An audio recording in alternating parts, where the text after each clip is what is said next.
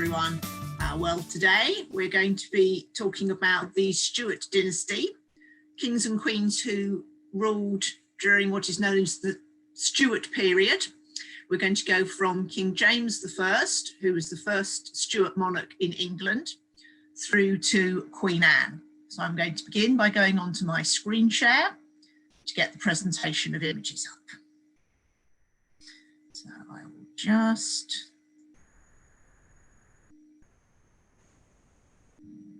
share my screen. Pull up my PowerPoint. Here we go. We'll have the slideshow. We'll have it from the beginning, I think. That's always a good place to start.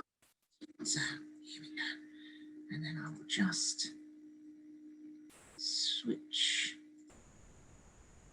There we are.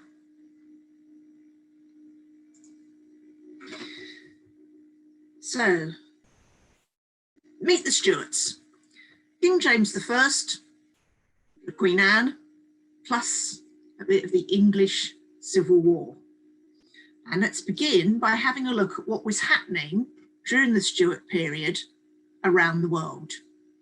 So between 1603 and 1714, or 1603 itself is the beginning of the Edo period in Japan, which is a period of Japanese cultural history where artists such as Hokusai were working and producing pieces of art. And if we move to 1643, that is when the Taj Mahal in India was completed. It had actually been started in 1632, but 1643, it was finally completed. The next year, moving to 1644, we have the end of Ming China. And that was a dynasty of rulers in China who had begun in 1368. And the Ming dynasty was followed by the Qin dynasty. And they were the last imperial dynasty in China who ruled until 1912, when the last emperor of China abdicated. We then go to 1689, and across the other side of Europe, Peter the Great at that point became Tsar of Russia and established the city of St. Petersburg, giving Russia a port and opening up Russia to greater involvement, trade and diplomatic with the rest of Europe. And then going to 1701, quite near the end of the Stuart period in Britain, in West Africa, this was the date of the foundation of the Ashanti Kingdom. So a few events around the world whilst the Stuarts were on the throne.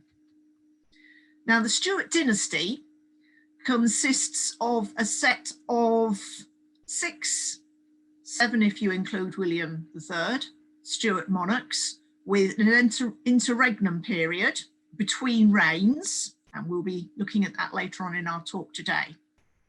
Now, the Stuarts, although they reigned for a long time, in terms of family, you have James I as the founder of the English Stuarts. We then go to his son, Charles II, into the second generation. Charles II is then followed by 2 of his sons, Charles II and James II, so we go to the third generation. And James II is then followed by his 2 eldest daughters, Mary and Anne, so we go to the fourth generation. So rather like the Tudor period, where you have 3 generations with 3 monarchs in that third generation, Mary, Edward and Elizabeth. So with the Stuarts, you were looking at 4 generations of the same family ruling between 1603 through to 1714. And we are going to begin with James I. Now, we see here 2 portraits of James I. The first one is known as the Lisle Jewel, and it is an enamelled and painted miniature of James I. with a closing lid with the letter R for Rex, Latin for king, in enamelled metalwork on the top. And then across on the other side of the screen, we have a portrait of James I. He actually appears in the portrait 3 times as the king, as a scholar, and with his family. Now, James was the great-great-grandson of Henry VII. James was King of Scotland before he became King of England, and he became King James VI of Scotland at the age of 13 months in 1567. And it was 36 years later that he became the King of England on the death of Elizabeth I. When James was crowned in London, he was known as King James I, and he and his wife, Anne of Denmark, had 7 children. Now, their eldest son, Henry, died at the age of 18, and so it was their second son, Charles, who became heir to the throne. Now, James was a keen scholar. He supported science, art, and literature, and employed the architect Inigo Jones to improve royal buildings. And as head of the Church of England, he ordered a new translation of the Bible, known as the Authorized King James Version, and that was published in 1611. James was a firm believer in royal authority and was often in dispute with Parliament over what military, economic, and diplomatic policies should be followed by the country. One Parliament lasted only 8 weeks, and when James summoned a Parliament in 1621 in order to raise taxes, the Houses of Commons demanded to discuss any subject they thought was important, and so James immediately dissolved them. In 1605, Roman Catholic conspirators, including Guy Fawkes, tried to blow up Parliament, their aim being to destroy James as the Protestant King of Britain and leading members of Parliament, particularly the Protestant lords.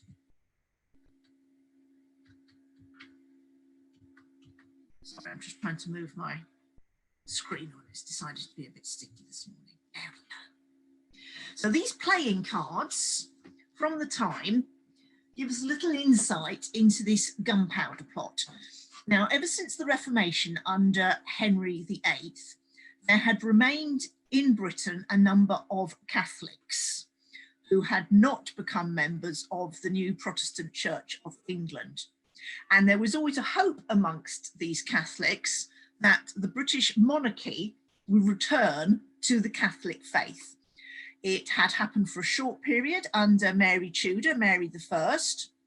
After the establishment of the Church of England formally under Elizabeth I, and then the arrival of James I as a Protestant king on Elizabeth's death, the Catholics had moved to conspiracies and plotting in an attempt to remove the sitting monarch and replace them with a Catholic monarch, and thus return England to the Roman Catholic fold. So the Gunpowder Plot was organised by a group of Catholic conspirators, and we can see here 3 of the events that took place during this plot. The conspirators rented a house which at that time was standing adjacent to the Houses of Parliament. And they used this house to gain access to the cellars underneath the Houses of Parliament, where they brought in over a number of days 20 barrels of gunpowder and many piles of combustible wood. The plan was to ignite the gunpowder on the opening of Parliament, thus causing an explosion which would kill the king and the sitting members of parliament. However, the plot was uncovered, the gunpowder was removed, the plotters themselves over a number of days were caught and put on trial, and the last playing card that we see here shows us that after this, bonfires were lit in London to celebrate the discovery of the Gunpowder Plot, and this lighting of bonfires on the 5th of November is something which continues to the present day to commemorate the survival of James I in the light of a Catholic plot against him. Now, I have to say that the cards running between the 7th of Diamonds and the King of Diamonds probably are my favourite part of this pack, because they reveal why the plot was ultimately unsuccessful. And this was because one of the plotters decided to send a letter to one of the Catholic peers of the realm, Lord Mounteagle, who would have been sitting in Parliament on the day of the planned explosion, therefore sent him a letter to warn him that it might be a good idea not to go to the opening of Parliament that day. Lord Mounteagle then immediately took this letter to the council, who were alerted to the plot, removed the gunpowder, and then arrested the conspirators. James himself died in 1625, at which point he had ruled England for 22 years and had been monarch in Scotland for 58 years. He was followed by his son, Charles, his second son. And Charles succeeded to the thrones of both England and Scotland in 1625. Charles was married to Henrietta Maria of France, and Charles and his wife had strong opinions, rather like his father, about what a king should be able to do, and believed very strongly in the divine right of kings to rule. He argued with Parliament about financial and religious matters, particularly unpopular taxes, which he introduced, and a new prayer book for Scotland. And in 1642, these disagreements led to civil war. War broke out between Charles's royal army and the forces of the parliamentarian army. And in 1648, Charles's army was beaten. The next year, 1649, Charles was executed and his family left England for France. What we see here are a number of objects spanning the reign of Charles through the Civil War to the ultimate restoration of the Stuart monarchy under his son Charles II. So we begin with this Delft ware bust. This was made in 1679, so it was made after the restoration of the monarchy, and it was made in London, probably in Southwark. It was based on a marble statue of Charles, which itself was created from this portrait by Anthony van Dyck, showing Charles from 3 different angles. These 3 different angles then providing the necessary information for the sculptor to create the marble bust. The gold ring, which we see as the top gold ring on this slide, opens to reveal a portrait of Charles I. And it's been suggested that the ring was made shortly after Charles's execution for a royalist supporter who could wear the ring closed, where it appeared to have a bezel, a gold bezel decorated with a diamond, and could then open in secret or trusted company the ring bezel to reveal the portrait of Charles I beneath. The ring below has a similar theme to it, in that inside the ring, it's inscribed, "Obey thy king." And this is thought to have been made for a royalist to wear discreetly during the Civil War. So a way of demonstrating their royalist support, something that would then be shown only again in trusted company. Now, the Civil War involved many key towns and cities across England. After Charles I was forced out of London by parliamentary forces, he made his capital in the city of Oxford. And in this broadside of 1642, we see the defences of the city of Hull. And in particular, we see the defence wall that was created around the city of Hull, an earth bank and ditch with small forts along the course of this ditch, which was built to protect the city from attack. Now, a similar ditch was built to protect parliamentary London against the king, who, as we said by now, was further north in Oxford. Now, the London ditch was lost soon after the war, but we know that it ran through North London near the modern Tottenham Court Road. And in 2014, during excavation for the British Museum World Exhibition and Conservation Centre, traces of the ditch were found lying beneath former buildings as the ground was dug out to create the basements of the new buildings.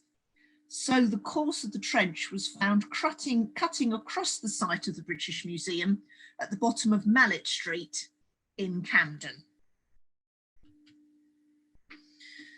News about the Civil War and the course of the Civil War in terms of victories for each of the armies at key battles was distributed by the printing of broadsheets such as the one we see here to the right.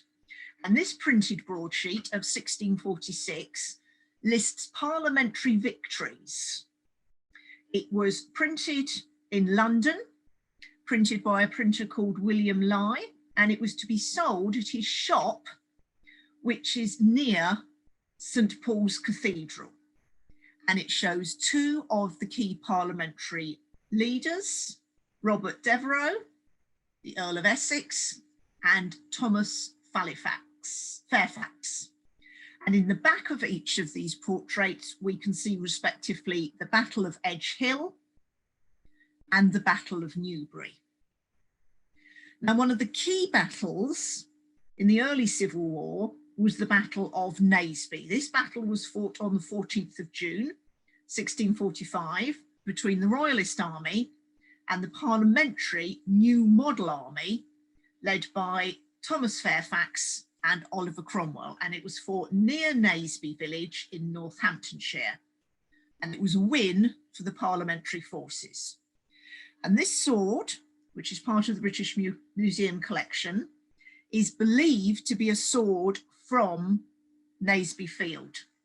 It's a single-edged carved blade, and its provenance is suggested by the wording "from Naseby Field," which was painted on the outside of the blade before it came into the British Museum collection. And it's believed that it may have been collected as a battlefield souvenir and then passed down through a family or a number of families before coming into the British Museum collection.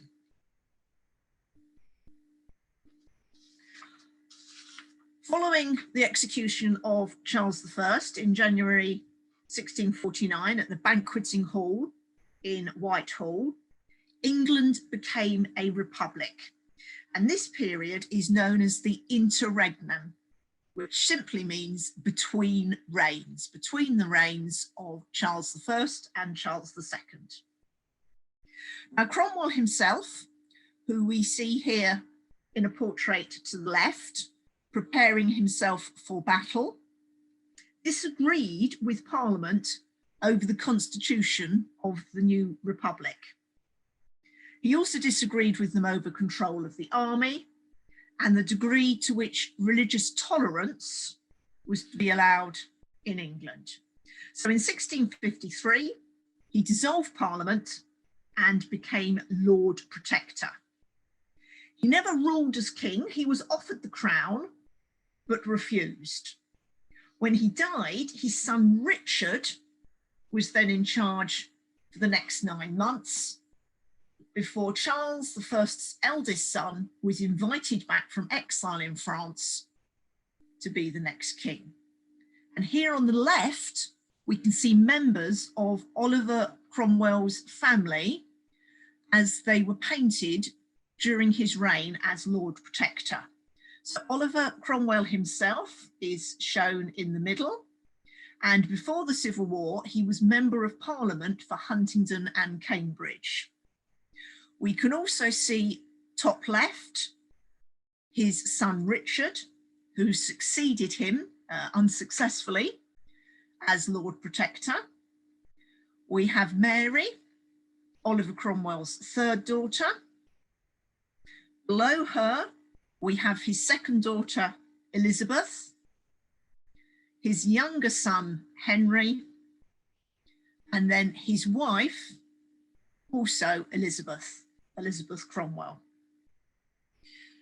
During the course of the Civil War, Parliament, which was in control of London, and therefore the Mint, which was then at the Tower of London, continued to strike coins in the traditional style with the monarch's head and Latin inscriptions. Well, when Britain became a republic under Oliver Cromwell, a new design was needed. And here we can see, top left, an example of one of the Republican coins struck during the interregnum, struck, as we can see from the date, in 1650. And the head of the monarch, or indeed the Lord Protector, was replaced with a heraldic shield showing the cross of St. George to represent England, surrounded by a wreath of laurel and palm, symbolising the parliamentary belief that they had brought peace and victory to England. On the other side, the shield of England is repeated and coupled with the shield of Ireland, represented by the Irish harp. Scotland was then a separate nation with its own coinage, so is not represented. And neither represented is Wales, which was thought of as part of the Kingdom of England and therefore covered by the cross of St. George. And the writing, now in English, celebrates the Commonwealth of England with the motto, God is with us.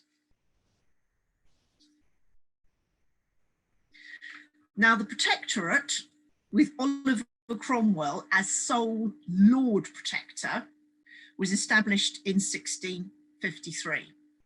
And it was at this point that a design for a new coinage, which showed Oliver Cromwell as a Roman emperor, began. And this coin, which we see below, is a number of very rare gold coins minted, which show what this new design would have looked like. We have Oliver Cromwell shown wearing his Roman wreath. And then on the other side, we have heraldic shield with the Republic of England, Scotland, and Ireland. And the inscriptions have now returned to Latin, telling us that peace is sought through war, and that this particular coin was produced in 1656. Production, however, was very limited. It's not known whether any of them ever went into circulation, because production was overtaken by the sudden death of Cromwell himself in September 1658. And next to these coins, we have a couple of small personal watches, again associated with the Civil War and Oliver Cromwell. The first watch, the object in the centre of the screen, was the first watch ever acquired by the British Museum as part of its collections in September 1786. And it was donated by Sir Robert Rich. It's a so-called Puritan watch made by a London watchmaker. It has a very plain design, an outer dial, which is a rotating calendar, and the date is indicated by the finger pointing at the top. And there are little gaps, little holes you can see in the face of the calendar, which enables it to be independently rotated to make up for the short months, so that your calendar is always showing correctly, regardless of whether the month is a short or long February, a 30 or a 31-day month. And the family tradition was that Rich's grandfather, Nathaniel, was a colonel in the Parliamentary Army, and that he was given this watch by Cromwell himself, who had previously worn it about his person. Whether the watch did or didn't belong to Oliver Cromwell is uncertain. With no more than a family anecdote to support the claim, the question ultimately remains unanswered. Next to it is another so-called silver gilt Puritan watch.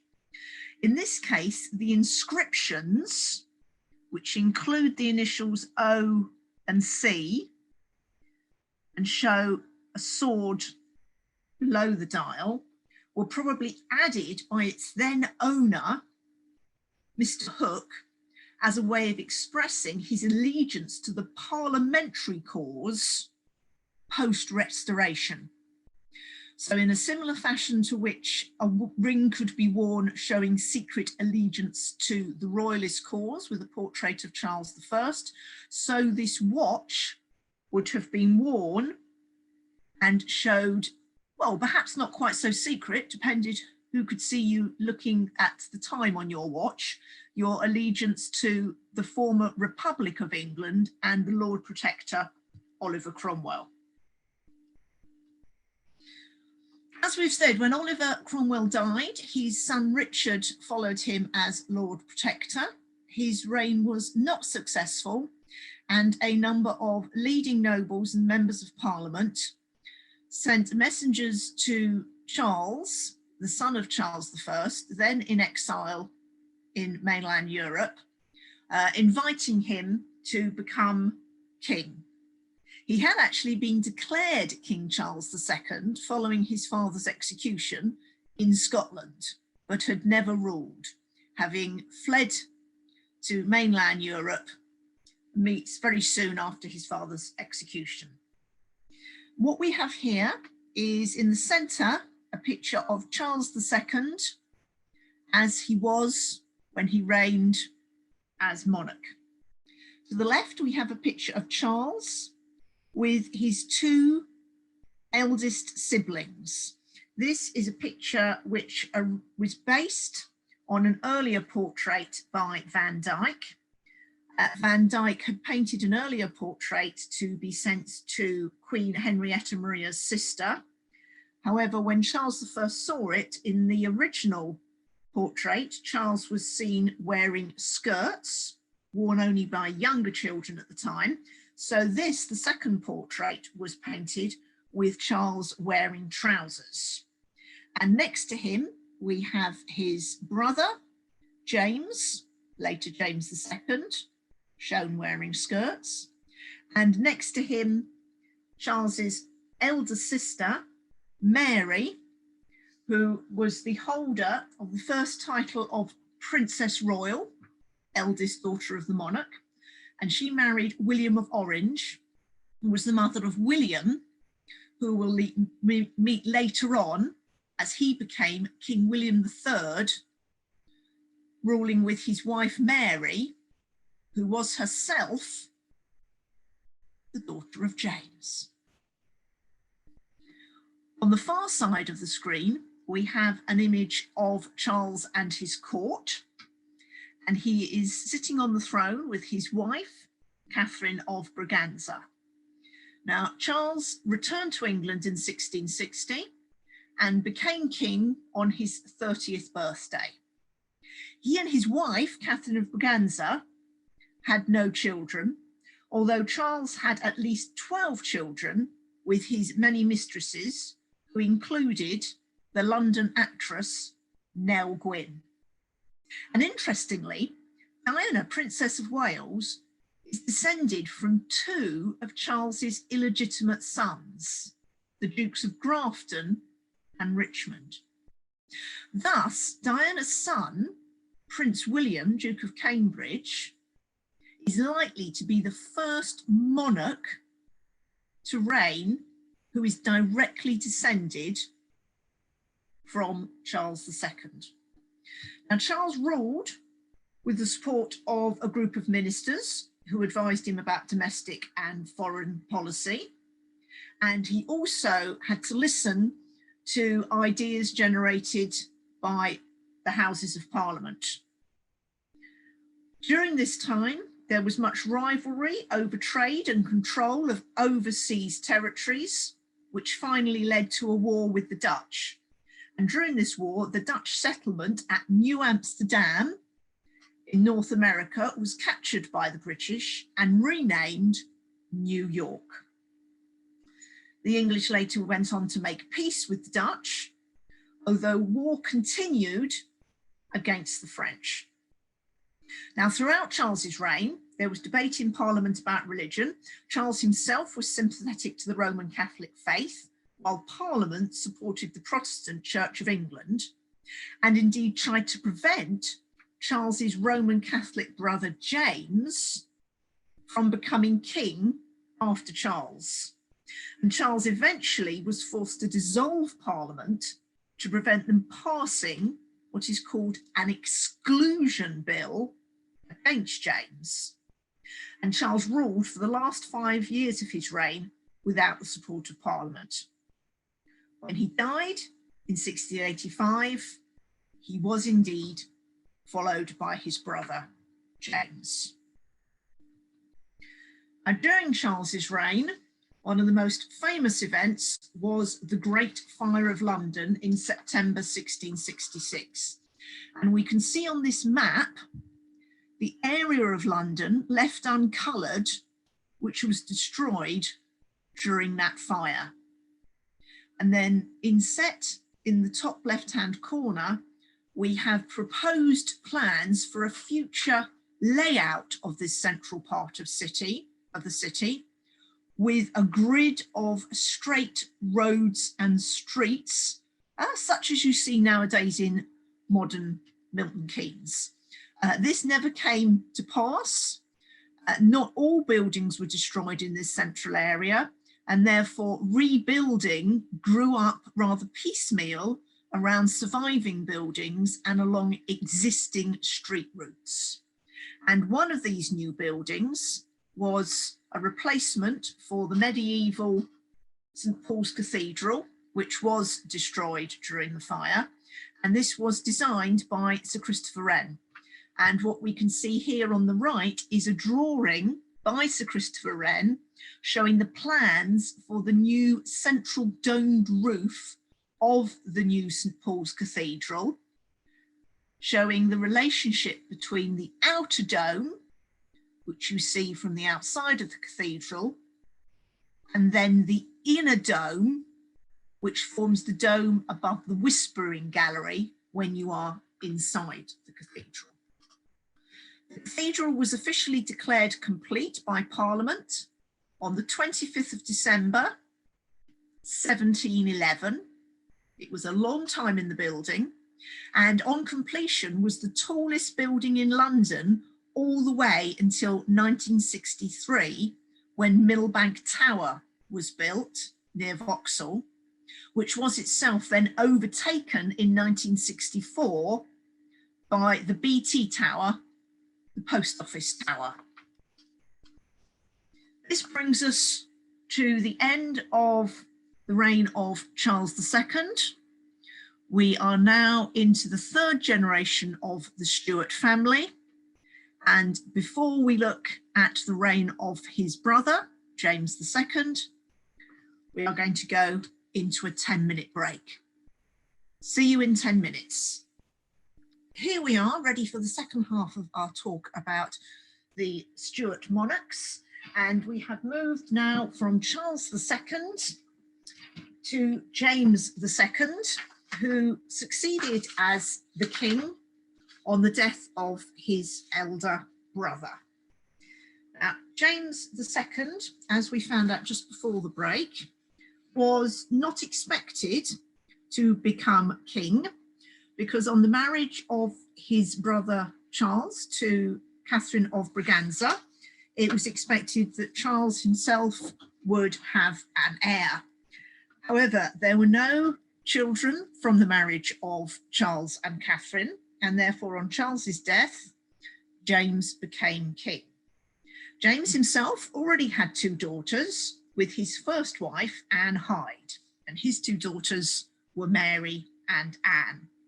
And it was expected when James became king that his elder daughter Mary would follow him as the next monarch. In Scotland, James was King James VII. In England, he was known as King James II.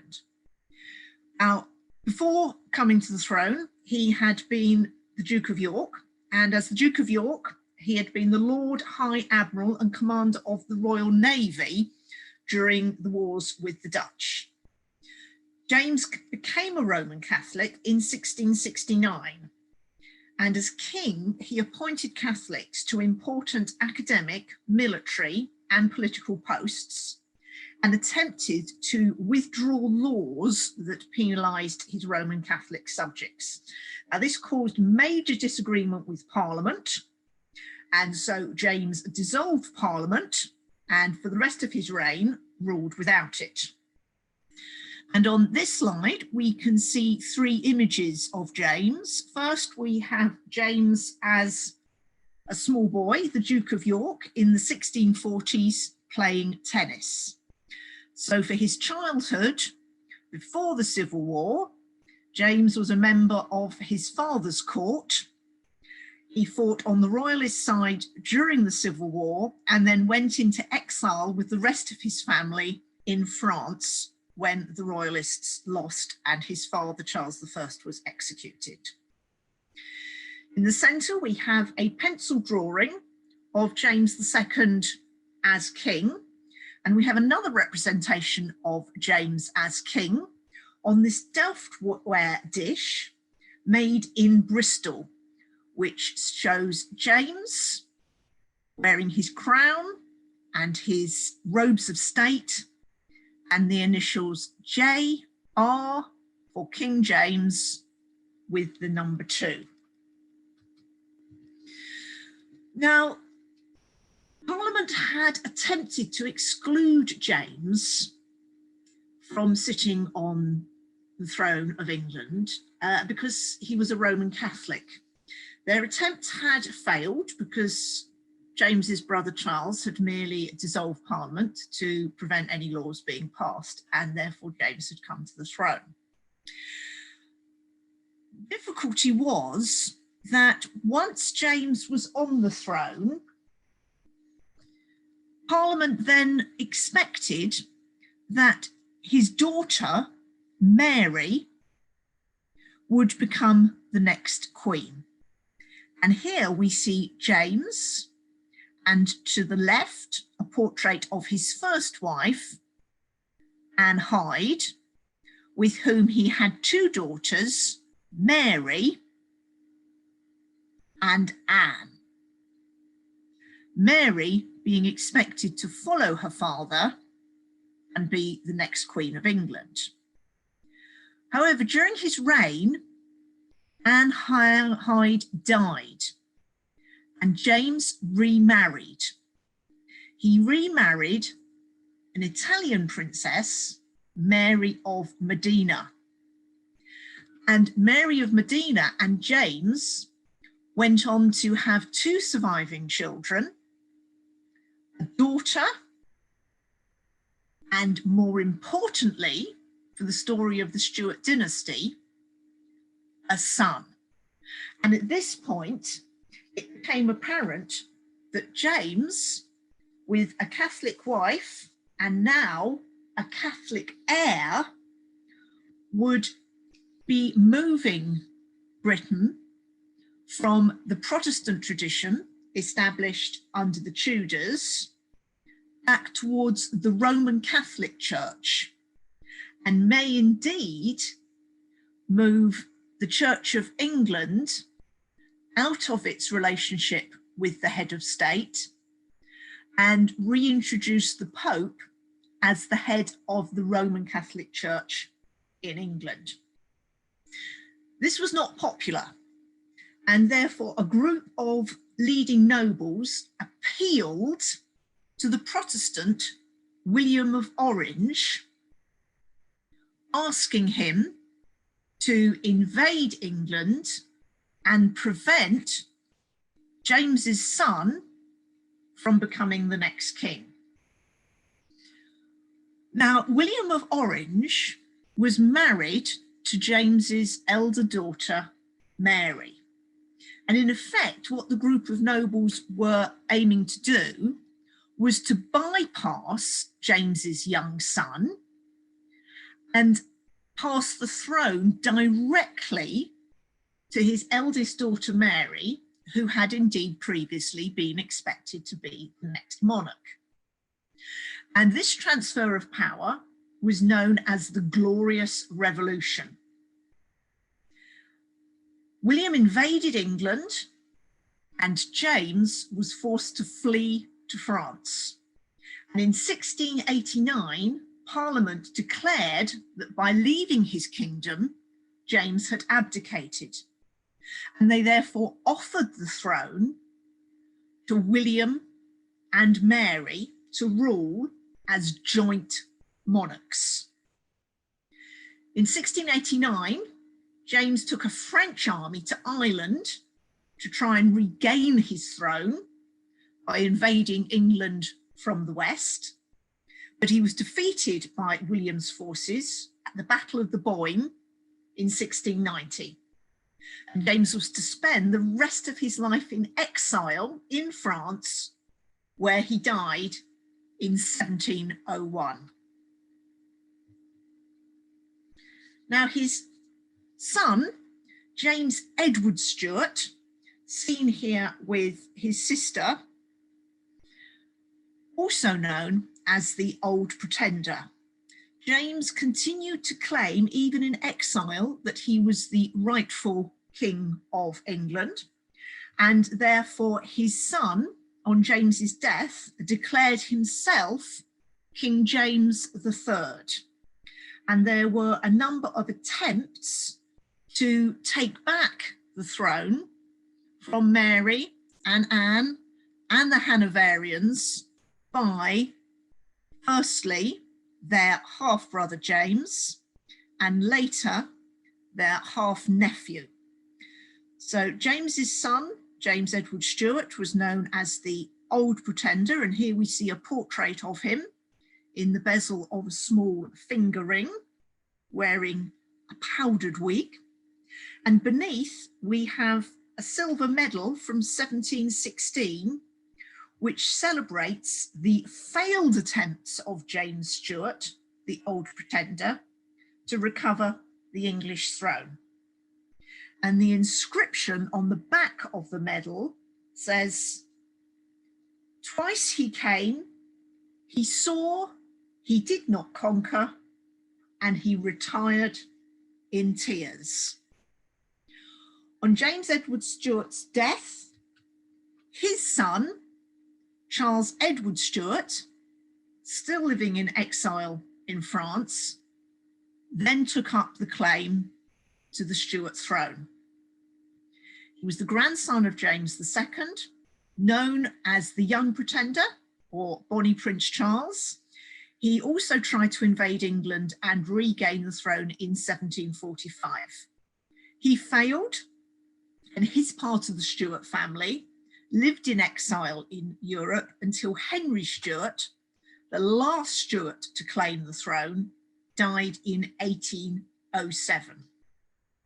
And here we can see a fan showing Bonnie Prince Charles, the young pretender, attended by his Scottish supporters, shown as the Roman god Mars. Below, we have a picture of the Battle of Culloden, which took place in 1746, where the Duke of Cumberland, son of George II, a monarch much later on in British history, is drawing up the government forces for the defeat of Bonnie Prince Charles and his supporters, known as the Jacobites.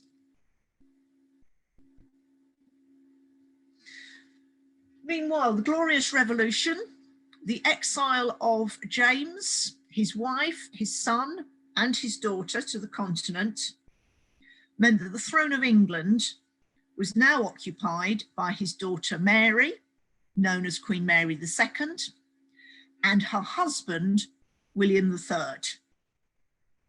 And across Britain, processions were held in large cities and towns to demonstrate loyalty to the new monarchs.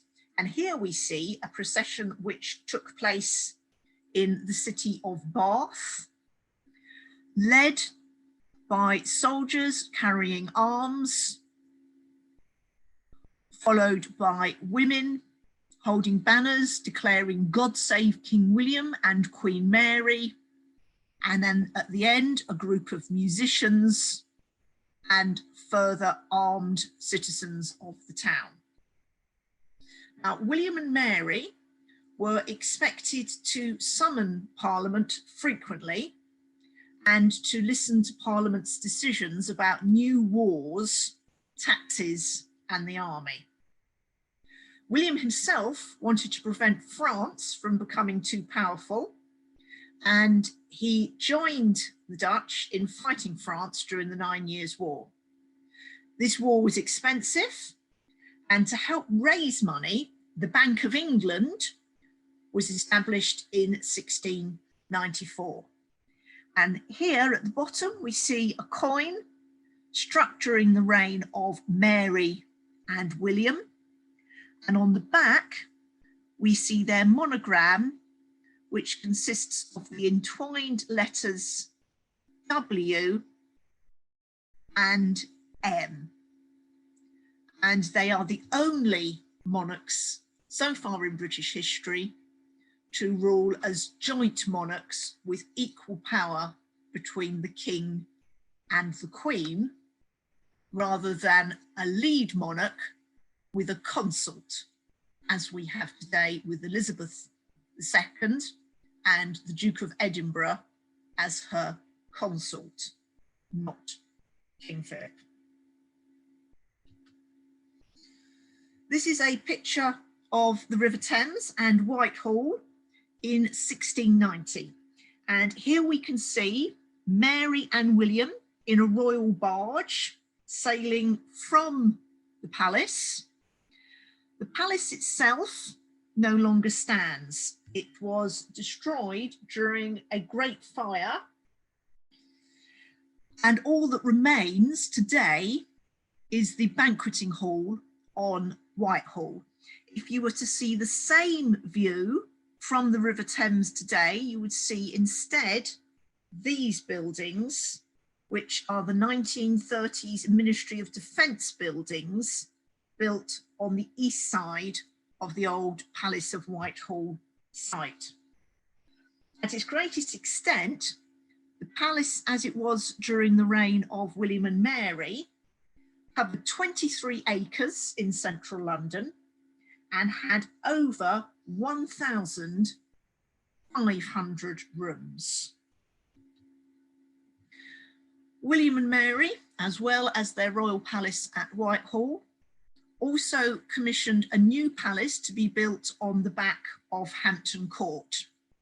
And here we see the bedchamber of Queen Mary at Hampton Court, the state bedchamber, later occupied by her sister, Queen Anne.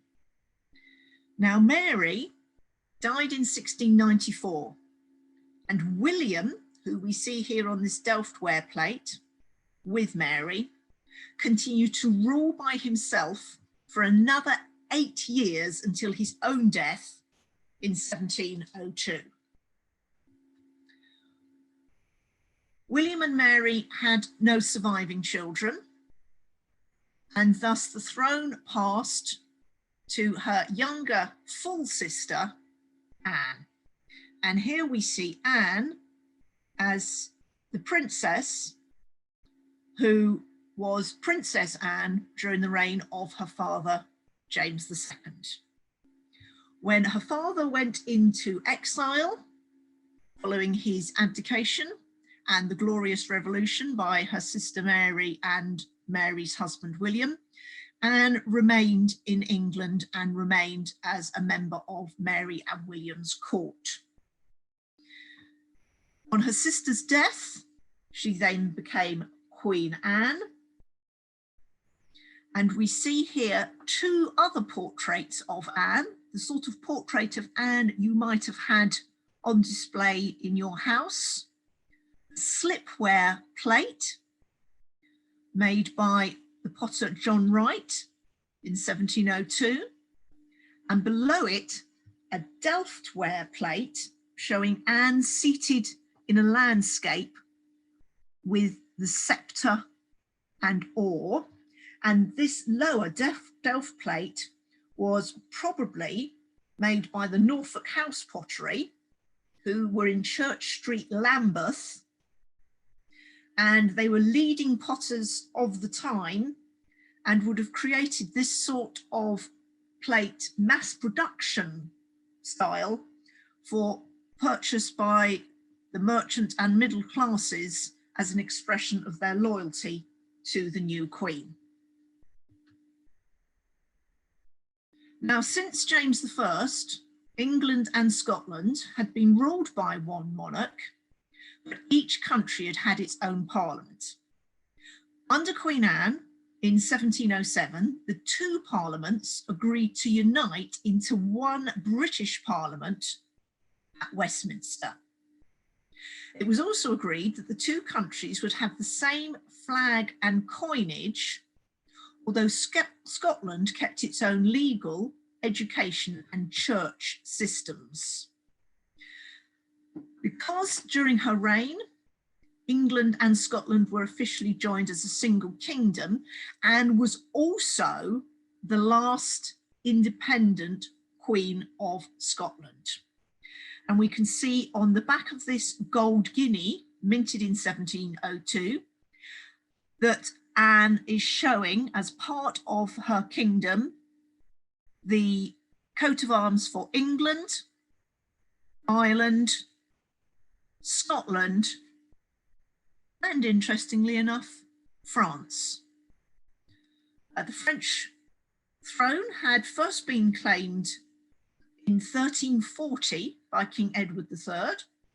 All the Stuart monarchs had also claimed to be a ruler of France, although the claim was purely nominal, as none of them sent troops to France to enforce it.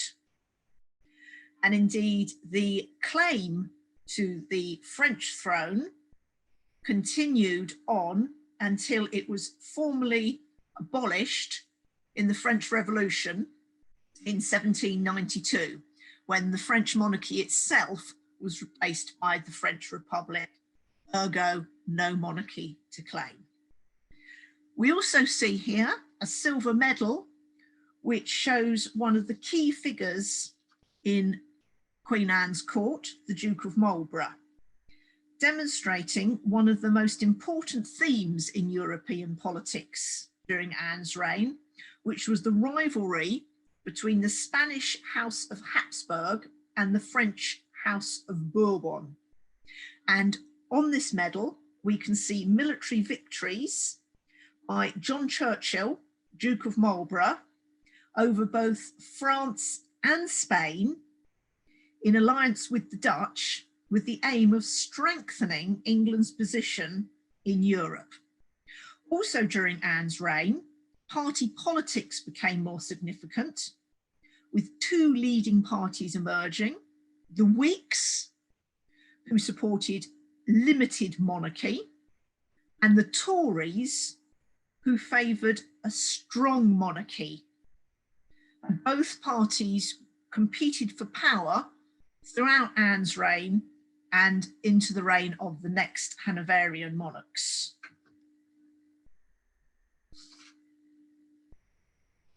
Queen Anne was on the throne when the new St. Paul's Cathedral, which was originally commissioned during the reign of Charles II, was completed. And here we can see a picture of the original sculpture which stood outside the new St. Paul's of Queen Anne. The sculpture was unveiled at a Thanksgiving service in 1713, and we know that it cost £1,130 to create, the marble being a gift from the Queen herself. Now, the original statue was attacked at least 3 times, and by the 1880s it was badly weathered.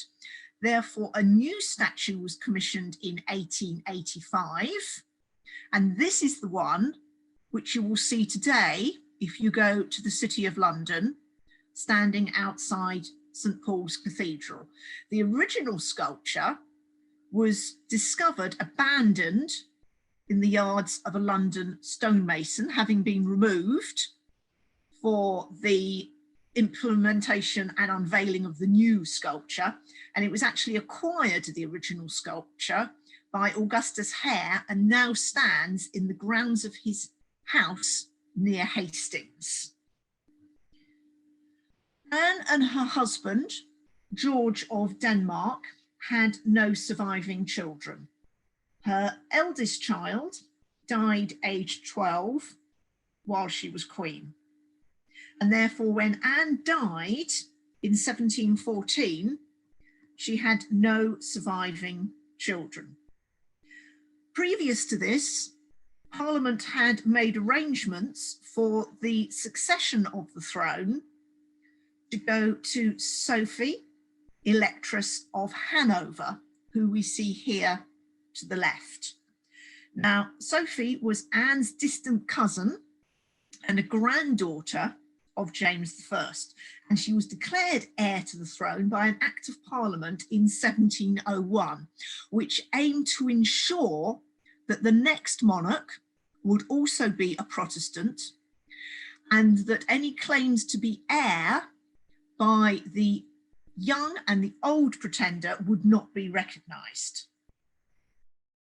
Now, Sophie herself died before Anne, so never became Queen Sophie. The throne instead passed to her son, Prince George of Hanover, who was crowned King George. Became King George II on the succession of his own son, was succeeded by his own son, George II, shown here with his wife Caroline, and George I and George II were the first 2 monarchs of the next ruling house, the House of Hanover, which had kings and queens ruling through till the last Hanoverian, Queen Victoria. We have now come to the end of our survey of Stuart history, and I would welcome any questions you may have about what we have seen this morning. Thank you. Thank you, Catherine. We have some questions for you. When Charles I came to the throne, how often were the members of Parliament elected? Were new members elected when Parliament was dissolved by Cromwell? And did Charles II or did previous members simply return? Now, this is an interesting question, because Houses of Parliament during the early Stuart period as indeed they had been during the Tudor period, were called at the will of the monarch. So parliaments were not called for a set amount of time in the same way that nowadays we may hold a general election and expect that parliament to be able to sit for 4 to 5 years. So a parliament would be called by the king or the queen, and they were usually called for a particular set of laws to be passed. So parliament didn't have to sit continually. And so, for example, during Charles I's reign, the Civil War itself was precipitated because Charles called a parliament specifically because he wanted them to pass laws for new tax laws to enable Charles to collect more revenue from his subjects. Parliament disagreed with this decision, refused to vote the laws through, and therefore Charles dissolved them. So the monarch was able to close a parliament down even after a number of weeks or months.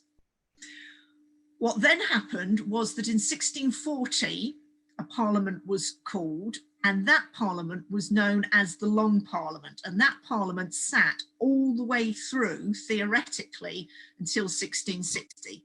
At that time, parliament consisted of about 300 MPs. Nowadays, the Houses of Commons has about 650 MPs. So in Stuart times, you're looking at about 300 MPs, and then the separate Lords, what we nowadays call the House of Lords, which evolved from the King's Council of leading nobles.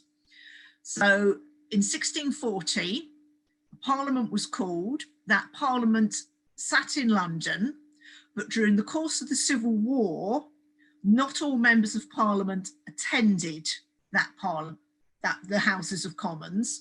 And then at the end of the Civil War, when Cromwell declared England a republic, although the Parliament continued, obviously royalist members of that house did not return during the Commonwealth.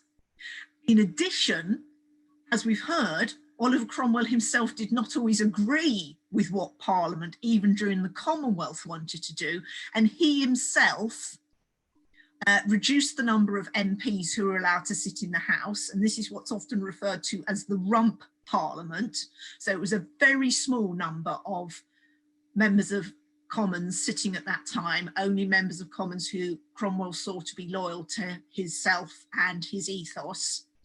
And then that Parliament ended in 1660, when all the surviving, still living members of Parliament who had been called up in 1640 were recalled to invite Charles II back for the restoration of the monarchy. And after that, you then go back into this idea of the monarch is the person who calls a parliament, usually for a specific set of rules to be passed, and that monarch can then dissolve the parliament, as we saw both Charles and James called and dissolved parliaments and ruled for a number of years without a sitting parliament. And it was only after the Glorious Revolution that Parliament forced William and Mary to sign an agreement whereby the monarch had to work in partnership with Parliament, and we moved towards what nowadays we see as a constitutional monarch, with Elizabeth II now having to agree laws that are passed by Parliament, with Parliament being the more powerful partner in the relationship. So it was very much at the behest of whoever was in charge for a Parliament to be called and then ended. And even under Cromwell, that tradition continued, and Cromwell himself purged Parliament and wouldn't allow members who didn't agree with him to sit in the Houses of Commons during the Commonwealth. Thank you. The next question is, can you say what the population of London was during Charles II's reign, and how many died in the plague of 1665? Oh, what's a fascinating question. Now, I'm going to prevaricate a bit here. I'll be honest right at the start of my answer, because calculating populations before there were clear administrative mechanisms for counting that population, i.e. the census, which we've got coming up again this year, are very difficult to estimate. We know that when you're looking at Tudor and Stuart times, you are looking at tens and latterly hundreds of thousands of people in the area of London, nowhere near the amount that we have in London nowadays. And therefore, I'm going to say, rather than give you one particular answer, because there will be several, I would urge you to Google population of London in 1660, and that will then allow you to see the various discussions around what people thought the population was.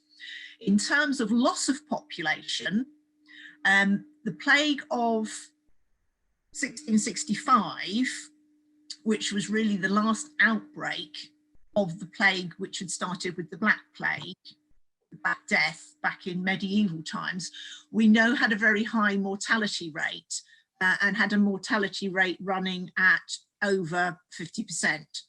And therefore what would happen at a time of plague is that all the rich people who were able to leave London would then take themselves away to their country estates or take themselves away to another city. And it was the poorer members of London who had to stay in the city, which were then the more likely members of that community to be affected by the plague. The plague was then followed the next year by the Fire of London. It's usually and often said that the fire ended the plague. The correlation is not quite as simple as that. There did continue to be outbreaks of plague in London post the Great Fire, but nothing on the scale of the Stuart, Tudor or medieval period. The Fire of London itself is said to have had very little loss of life. There were a couple of people who died in London itself right at the start of the fire. And there were said to be 8 people who died amongst the refugee community, the people who fled London and then camped on the heaths, such as Blackheath, that surrounded London at that time. But no, the death from the Fire of London is going to be definitely less than 10, is probably less than 5. And I believe there's either only 1 or 2 known recorded deaths that actually took place during the fire. There was more destruction of property than there was of human life during that particular fire. Thank you. Who attacked the statue of Anne and why? Now, this is an interesting one. Let me just have a quick look back at my notes because I've got the dates. So this is when the attacks took place. They took place in 1743, 1768, and 1882. And the greatest damage was said to be the arms and the face area of the statue. So the attacks were probably attacks against what was perceived as royal authority. So Anne, with her place in front of St. Paul's Cathedral, would have been seen as a symbol of royal authority and royal authority in conjunction with the Church of England. I'm going to be honest and say I don't know whether it is known exactly who was responsible for these attacks or whether the attacks were discovered by the damage that was affected upon the statue, and therefore that constitutes an act of destruction, attack, vandalism. It's a very interesting question, and I think I'm going to go and look it up myself after this talk. It would be fascinating to know if any of them were actually ascribed to any particular individuals, groups, or political movements. Interesting question. Right, so the final question I've got is, can you tell us a bit more about the status of Anne in the 8-year period between Queen Mary's death and King William's death? Did she have any power at all? No. When Queen Mary died, there was speculation, as one might expect, that William might remarry. And if William had remarried and had had issue, that issue would have then followed him on the throne. Now, what's interesting is that, of course, if he had remarried and had issue, then that would have been a very young monarch. And we would have had a situation like Edward VI, where there would have been a regency. And whether Anne would have been involved in that regency, we don't know. It's a lovely example of counterfactual history, what if. During William's reign, even without Mary as his co-monarch, he was King of England, and Anne, as his presumptive heir, had no role in government. So it was not until she actually succeeded to and became the Queen that she had any active role in government. Before that, she would have been a leading member of William's court. She would have lived in London as part of the royal household. Obviously, the expectation during that time, as William didn't remarry, would have increased in terms of Anne being seen to be the next monarch, but no active involvement until she ascended to the throne. Thank you very much. Oh, I think we have another question coming up. How did the monarchy actually, so how did the bi-monarchy actually work? Who did what? How did they have a completely equal power? Yes, they did indeed. It's an interesting outcome of the Glorious Revolution that Mary, in effect, was the Queen. She was the elder daughter of James II. She could have claimed the throne as Queen in her own right. However, when they were offered the throne, she said that she would only take the throne if her husband was offered the throne as an equal partner, as king. And also the throne was offered to William in recognition for his military support in the sort of soft invasion of England when James fled to the continent. So in terms of constitutional power, it was exactly equal. Any statute would have to be signed by both of them.